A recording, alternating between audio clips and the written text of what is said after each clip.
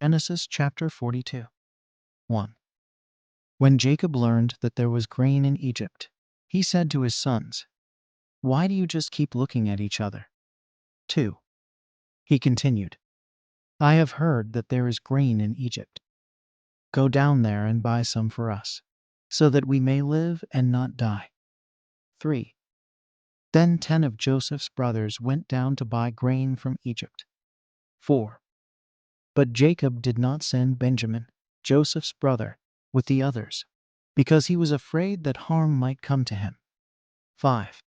So Israel's sons were among those who went to buy grain, for there was famine in the land of Canaan also. 6.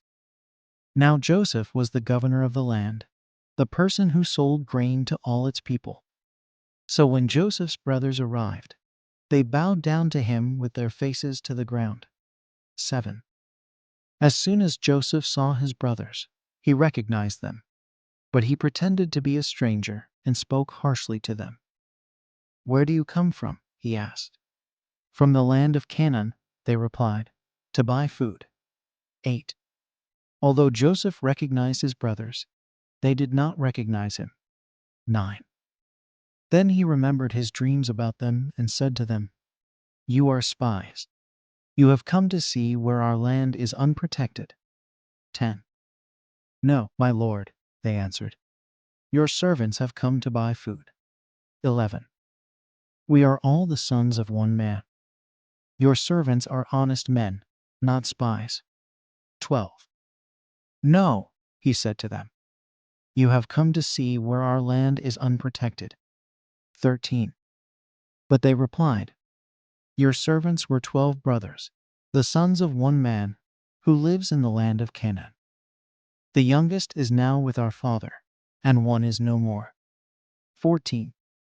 Joseph said to them, "It is just as I told you. You are spies." 15. "And this is how you will be tested.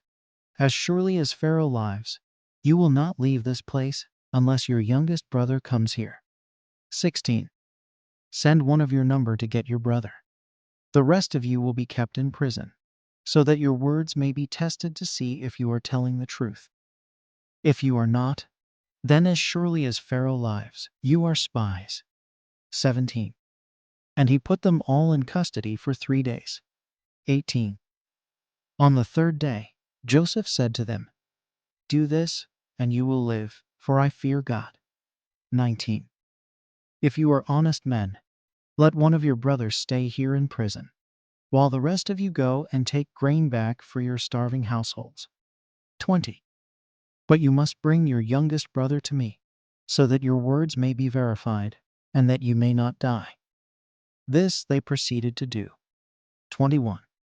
They said to one another, "Surely we are being punished because of our brother. We saw how distressed he was when he pleaded with us for his life, but we would not listen. That's why this distress has come on us." 22. Reuben replied, "Didn't I tell you not to sin against the boy? But you wouldn't listen. Now we must give an accounting for his blood." 23. They did not realize that Joseph could understand them, since he was using an interpreter. 24. He turned away from them and began to weep, but then came back and spoke to them again. He had Simon taken from them and bound before their eyes. 25. Joseph gave orders to fill their bags with grain, to put each man's silver back in his sack, and to give them provisions for their journey. After this was done for them. 26. They loaded their grain on their donkeys and left.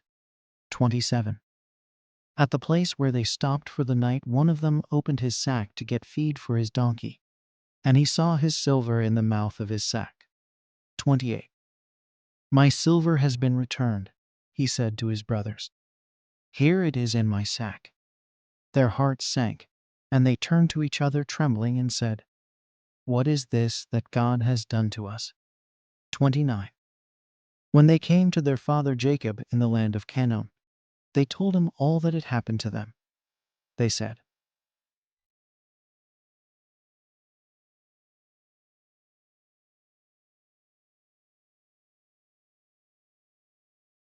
31. But we said to him, We are honest men. We are not spies. 32. We were 12 brothers, sons of one father. One is no more, and the youngest is now with our father in Canaan. 33.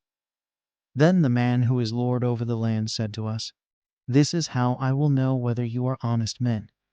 Leave one of your brothers here with me, and take food for your starving households and go. 34. But bring your youngest brother to me, so I will know that you are not spies, but honest men.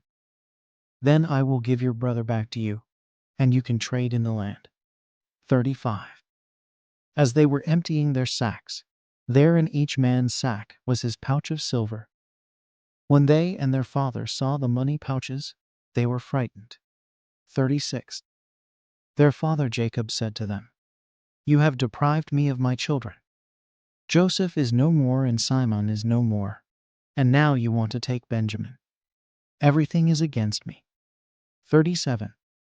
Then Reuben said to his father, You may put both of my sons to death if I do not bring him back to you.